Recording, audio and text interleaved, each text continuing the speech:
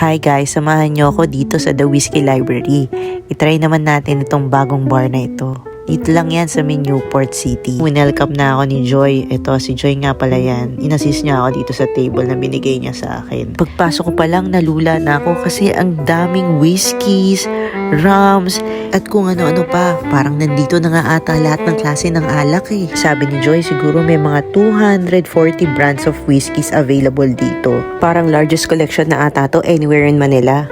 May nakita nga rin ako mga bottles dyan na worth millions of pesos. Pero they also sell din naman ng mga per shot na drinks. Meron nga rin pala sila ditong cigar bar. So kung gusto mo ng mga Cuban cigar, pwede mo rin itry dito.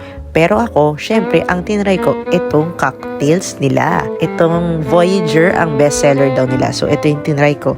And best, sobrang sarap niya. Buti na lang ito ang pinatry sa akin ni Joy.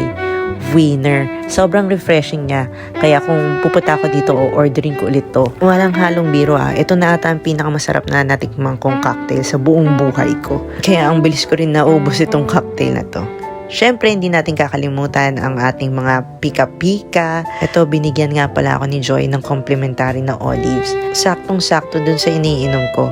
And mahilig din kasi ako sa olives kaya nagustuhan ko to. And then, ito guys, nako, kailangan nyo tong orderin pag pumunta kayo dito sa Whiskey Library. Sobrang paborito ko to at iniisip ko pa rin siya hanggang ngayon. Yun lang, hindi ko maalala kung anong tawag dito kasi yung kasama ko yung umorder. Pero alam ko meron siyang bread, tapos meron siyang foie gras at saka sisig.